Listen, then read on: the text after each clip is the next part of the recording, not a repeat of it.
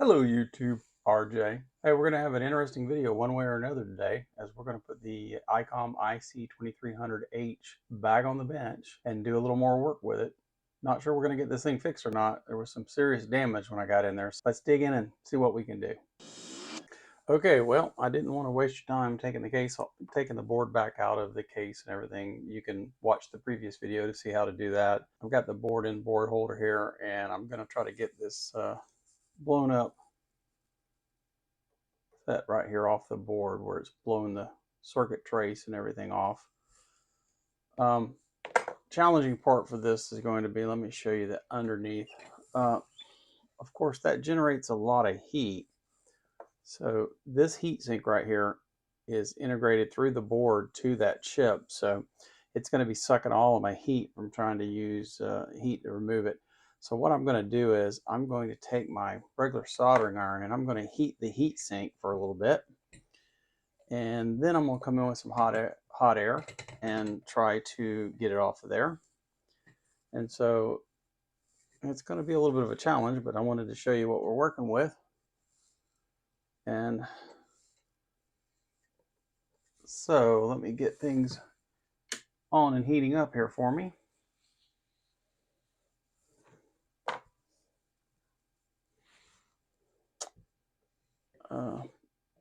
There'll probably be a little skipping to try to keep the video in a reasonable length. I know my videos get kind of long sometimes, so I'll probably jump around a little bit, but you'll get what I'm starting to do, and then when I'm finishing up, so you'll know what I've done. You might not see the whole thing, but so anyway, like I said, I'm gonna bring in my soldering iron and get set up here, and I will go ahead and tin it a little, and we will start heating from the underneath. And once I get that heat sink good and warm, I should be able to hit this thing with a little bit of hot air and pop it off the board, and then we'll see where we end up there.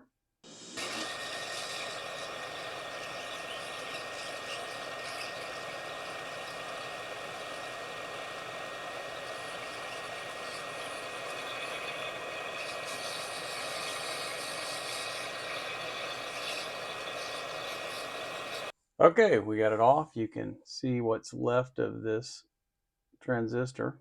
Literally blew this side of the transistor slap off. We can see the damage here. What I'm going to do is I'm going to go ahead and go to the microscope where I can give you a really good view of this. So let me get set up with the microscope here, and I'll get us a view from the microscope side of things. And you can clearly see the damage here is quite extensive. This board's literally cooked under here. There's the trace that used to run over here. So I've got my hands kind of full here to fix this. So let me get this cleaned up, get these parts off, get this cleaned up, and see what I can do with it as far as how clean I can get it and stuff. And I'll be back. Okay, I got the board clean. I ended up taking it out to the ultrasonic cleaner to really get it clean. It was so dirty and nasty. So this is hours later after I've got the parts off, cleaned it in the ultrasonic cleaner, got it all dried. And I'm going to turn on camera here in the microscope. So I've got something to show you. So anyway, it's much cleaner. But I'm kind of flying blind, and let me tell you why. Last video when we started on this, I said, you know, I've got this great service manual from Icom. Little did I know when I really got into it, this board is different than what Icom says the IC2300H should be. The interesting thing is I went to YouTube and I found a couple of channels, I should say a couple of videos, mainly of a guy in India who doesn't speak English, working on a number of these. And the interesting thing is all of the boards, every one of them he opened up, the boards matched exactly the board layout in the service manual here and the schematic. This board, I don't know what the deal is. It is totally different. So I'm going to pop up, let me pop up and show you why I'm flying blind. I'm going to show you this circuit, let you continue to see the board. I'm going to pull up the board layout in the manual and the schematic, and you might notice that there is no semblance to this whatsoever. But you can see on the board here, it has blown a large chunk of copper trace off the board here and left me with quite a mess to deal with. And I'm not sure I'm going to be able to fix this, but we're going to try. It's probably not worth the effort for such an inexpensive radio, but you know, sometimes you get into this stuff and you like to do electronics, and you like to repair stuff, and you like to challenge yourself. And sometimes you take this thing on almost like a, sort of like a white whale. What I'm going to do is I went ahead and I slightly down here, you'll see I have removed another transistor. This little jewel right here belongs right there, and I have removed him. And the reason I did that is this is the driver transistor to drive the one that blew up. And you know, transistors don't blow up for no reason at all. And one of the things that's bugged me is this driver transistor blowing up. You would have expected to have something drawing a lot from it. And the problem is that normally would be the next transistor towards the antenna, because the antenna was shorted, remember. We believe the coax was a dead short. And so you would expect the output final transistors to be blown and then draw a lot of current and blow this one. Why would this one blow and not that one? I don't know. That's been a puzzle since I looked at this radio and started this. So one of the things I did is I went ahead and ordered this transistor. I'm still waiting on it. It's supposed to be here in a day or so, but I needed to get going on this. I went ahead and removed it, and I checked here, and I've got, if you come back, let me slide back up here. If you check on the gate of this MOSFET, it's grounded. That's not necessarily an issue because that means it would be turned off. The only thing about this being grounded is it's a very low resistance ground. And the reason I say that is if you follow up here on your gate, you have two paths here. You have a 100 ohm resistor going this way. Okay, so if something over here is grounded, I shouldn't be able to be grounded more than 100 ohms, if you follow what I'm saying. The capacitor's moved off of here, capacitor's moved off here. It's isolated this direction. So it's got to be coming, a ground's got to be coming up this trace. So it's either coming one of two directions. It's going across this 100 ohm this way. Well, if that's true, I couldn't, as I said, I couldn't be more than 100, you know, I'd have to have at least 100 ohms to ground. I don't. Or it's got to come this path. Well, that's interesting because we've got capacitors in here and we've got resistors in here on the way down to the output of this transistor. So if something here was grounded, you'd expect to see some resistance from here. Also, you've got as coupling capacitors that really shouldn't allow a DC path. So I've got an interesting situation. So the next thing I'm going to do is some more troubleshooting. Maybe on a wild goose chase here, maybe nothing wrong, but I just want to be sure. This 100 ohm resistor right here is easy to get off. I'm going to take it off and that will remove this path. Well, that'll give me a chance to make sure this isn't damaged. So I can make sure that it's not coming this direction, the short, to ground, and then I got 100 ohm on this resistor. If I take this off and I still got a ground to this pad, I know it's coming through this path. Now, does this mean that this capacitor is bad here? Maybe. I just want to know where the ground is coming from. It may be that it should be grounded. I mean, if you're not energizing that buffer transistor, you wouldn't want to have a voltage on there. So you'd have to have somewhere to bleed voltage off to shut the transistor off. But why do I have a low resistance? I wouldn't expect a low resistance. I'd expect some resistance there so that when I energize, I have enough resistance to ground that I can bring the voltage up and turn this on quickly. So I think something just doesn't seem right to me. I'm probably wrong. I'm going to dig in a little bit. So let me get this 100 ohm resistor off and see what we got. I'll come back then. Okay, welcome back. So here's where we're at. Let me jump over the video here, kick this off. Okay, here's where we're at. I removed, and I know, I'm sorry, let me back up. I was saying 100 ohm. I was looking at 100. Just so I don't lead anybody astray. 100 marked on a resistor is 10 ohms. It's 10 ohms. The third place is how many extra zeros, and there is none for zeros. So I was just reading what was on the chip and not actually thinking. So here's where the 100 ohm resistor was. I removed this and my short went away here to ground. When I would test here at this pad on this side of the resistor, I still had almost no resistance to ground. So I took a look at the whole setup here and realized that this trace runs through some resistors that seem to be working. So there's no way this is grounded without the addition of these resistors. So that didn't make sense. So that made me suspicious of this little capacitor. It's a 1 nanofarad right here. So I pulled it off, put my LCR meter on, and it couldn't get a capacitive reading on it. It was bouncing all over. So I went DC resistance, and it's a dead short, which I would not expect in that ceramic capacitor. So I've pulled out my little book with all my capacitors. I'm getting a nanofarad out. I'm going to replace the nanofarad, make sure that I don't see, a direct short, and I'll put the 100 ohm resistor back on. And if things look good, then I'll feel very good about that. So give me a minute. I'll come back and let you know what, show you and let you know what I come out with. Okay, I'm back. We went ahead and replaced that capacitor with another new 1 nanofarad. And I put the 10 ohm resistor back in place. I'll do a little clean of some flux off here with IPA. I'm happy to report that we no longer have a low resistance to ground on the gate of that. I have a 27 kilo ohm resistance, which is much more to my liking, much more what I would expect to see. I'm feeling much better about that.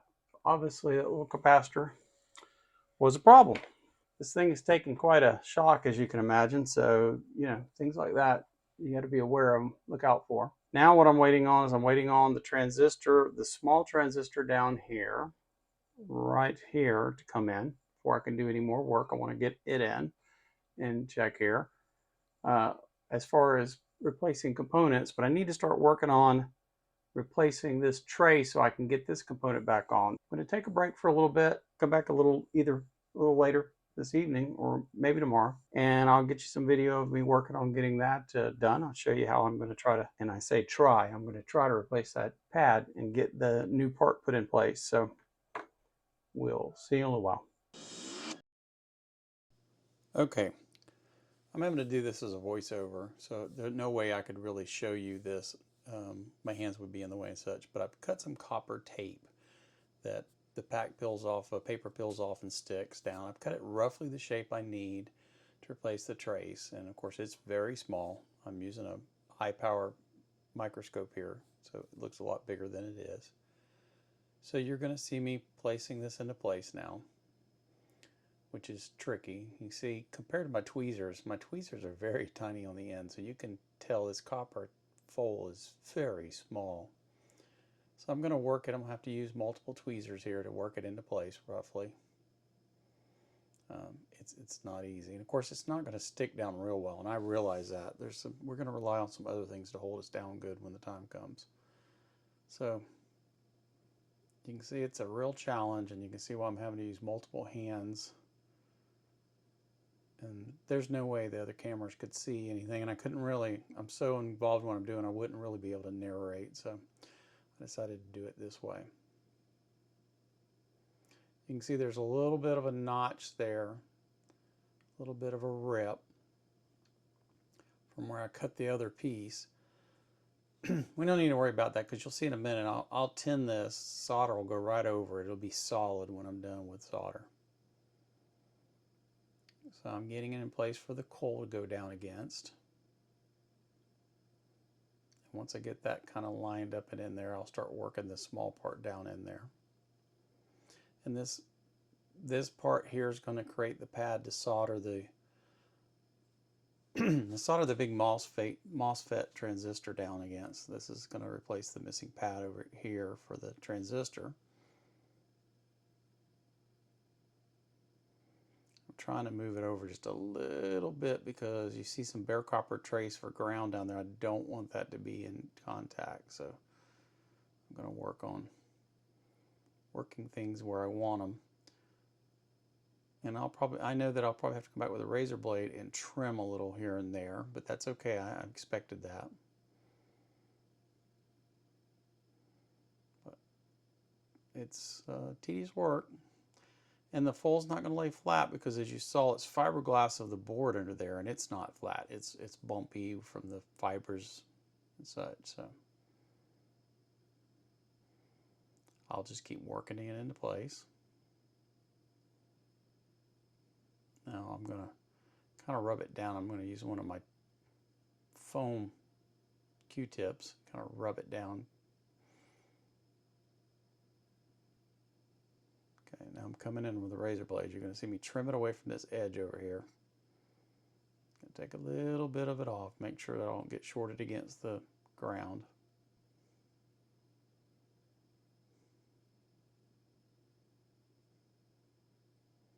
Okay, got me a little clearance there. I'm going to need to push it back down.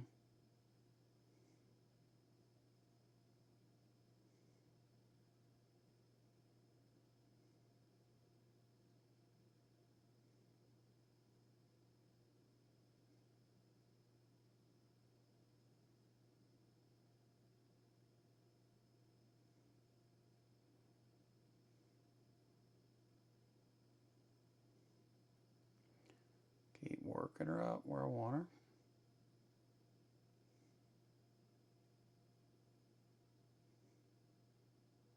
Try to make sure she's stuck down the best I can, because I know that it's not going to stick real well. It's going to move around on me, but I need it to stick somewhat.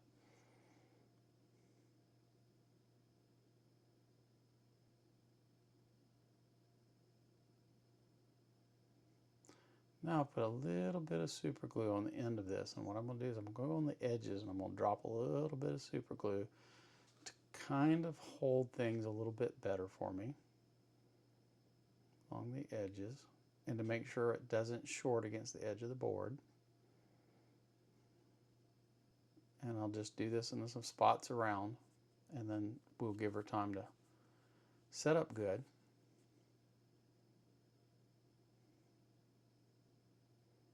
I don't want to get it on my pads where things need to be soldered, but the corners and such I do, so I'm being real careful here.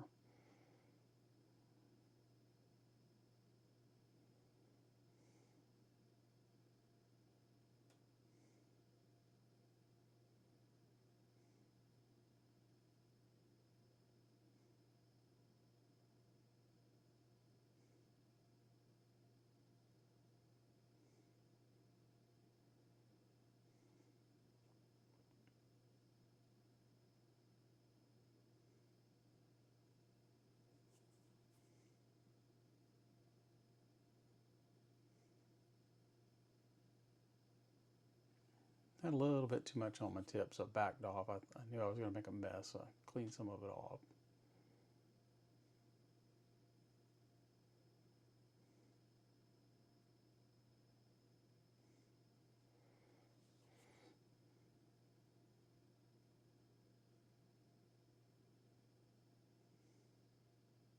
Sorry about bumping the camera.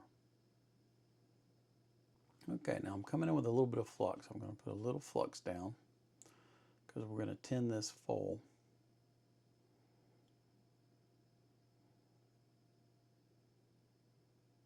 So I've come in, I put a little clean solder on my, clean my tip, put a little clean solder, and we'll touch it in there, and it's going to tin this, and you can see the foil will move around on me.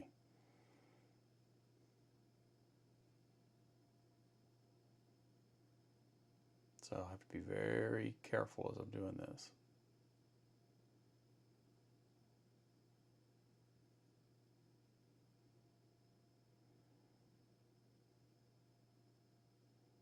And now we've got some solder on there. Okay, now I'm going to take this little piece of wire, copper wire, I'm going to cut just long enough to make a little jumper from this pad over to my foil. And this is tricky because it's going to want to stick to everything as I move around, soldering iron and such, but I'll play with it and I'll get it in there. It'll take me just a minute.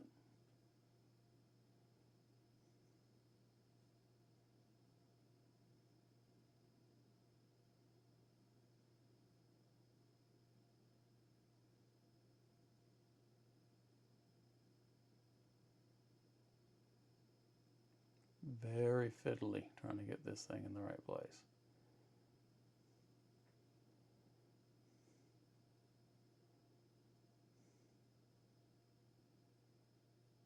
Okay, a little flux.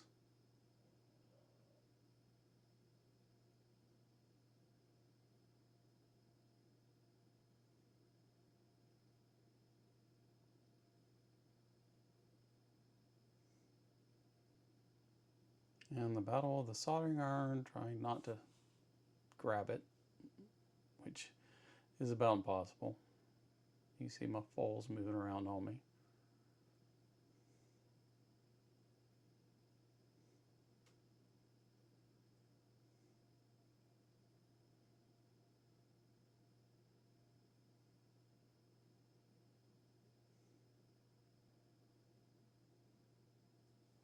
Get a little on that pad for later.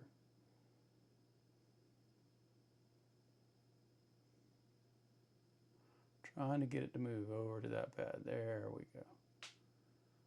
Just like that. Make sure we got a connection. Ooh.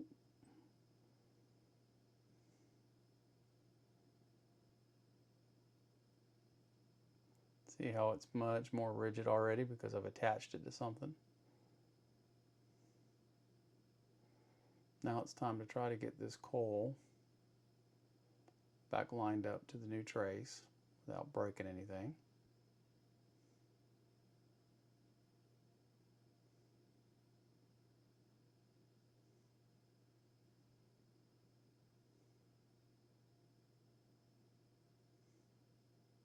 See if I can get some of that junk off the end of it. Flux. See, pulled that little chunk off. That's what I wanted. Sorry about bumping this. You're at such high magnification, you would not believe how little bit of a touch makes this vibrate this much.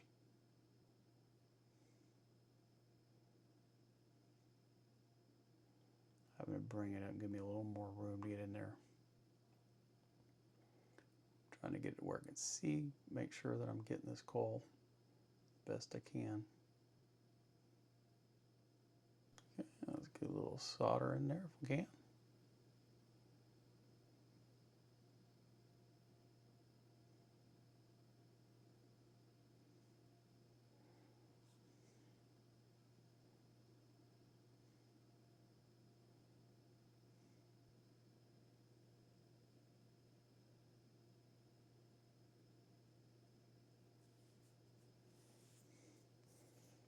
Okay, I think we're about ready to try to put a transistor down on this thing. So I'm sorry I had to voice over that, but there was just no way to get good shots and work with such small stuff. But as I explained, I was using some of this copper tape, cutting that part and putting it on there, put a little super glue on there, try to hold it. It doesn't hold very well, but if you can get it soldered down to some components to hold it in place, and you get a component down on it, soldered to other pads that are fixed, it'll hold. It's worked in the past for me. This one's awful small. I don't know if I'm gonna be able to pull this off or not. We're gonna go for it. I think you're probably overestimating the size of the parts because you're looking a lot under the microscope and under the camera where I've got it zoomed a little bit. To give you an idea, this is the plastic. I don't know if you can see it at all, but this is the plastic part. I'm putting it right up to the camera. It's a quarter of my fingernail, the part itself. So if even that big. So things are small. So now here's what's going on. I've got my soldering iron rigged up against the heat sink, heating the heat sink from underneath. Because of that big heat sink, you really can't heat this up very well to do much with it. So I'm warming that up, so hopefully I can hot air this part into place. That's what we're working on. Probably not going to be able to video that because I'm going to be up on it with hot air and stuff and in the way of the camera and stuff. But I'll come back when I'm done. We'll see how I made out.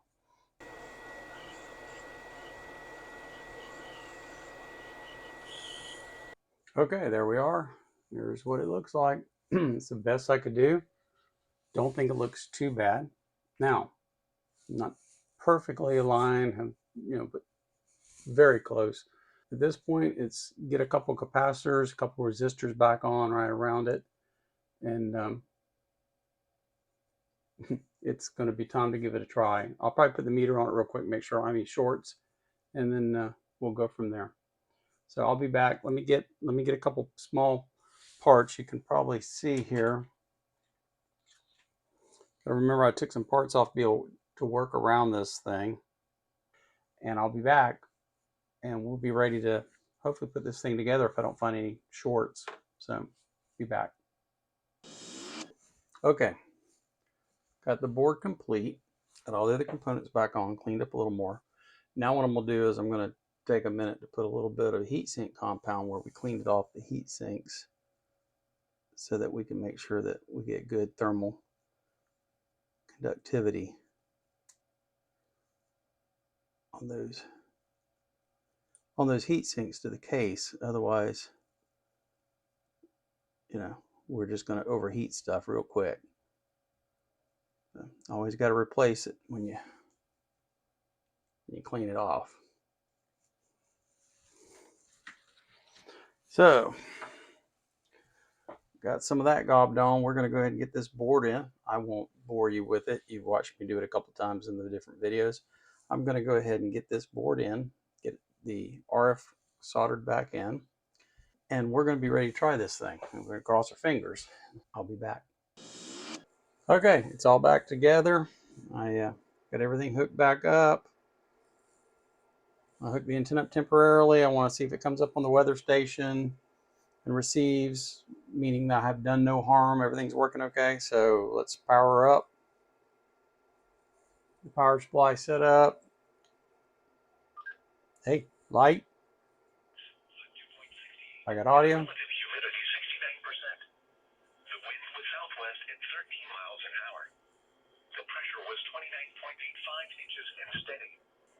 Nothing seems to be getting hot in receive mode, which I wouldn't expect. Okay, now for the real test. I'll get the dummy load set up down here and we'll put the watt meter up on the bench and we'll see what we got. I'll be back. Okay, we're all set up. I've got the little Pocket 3 camera out here looking at the watt meter so you can see what I'm seeing. I've got the radio on, got it set up into the dummy load through the watt meter. Watt meter set up properly. Watch for magic smoke because it very well could happen. So here we go.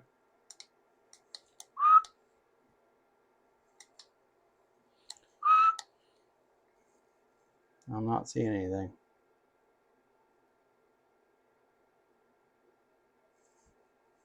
Nothing seems to be hot.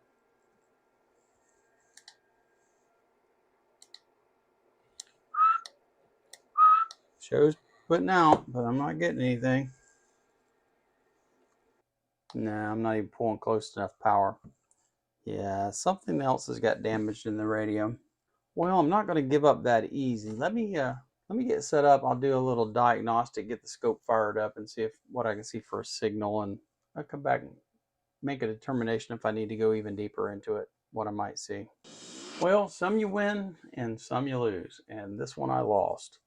You know, I don't really consider this a loss, and the reason I don't is even though I'm not going to be able to get this radio to work, I got to practice working on very intricate trace repairs and such. You know, that's always good to get practice. I'm going to chalk it up to it was a good experience, but as you can see, I got everything together as you saw before, you know, got the trace and everything. What I found was when I started probing is that we are not getting modulated signal to the transmit amplifier chain. You follow it back, and what you find is there is, and I'll put the schematic here in a minute, there is a chip that generates the modulation stuff. Nothing's coming out of. It's not generating anything.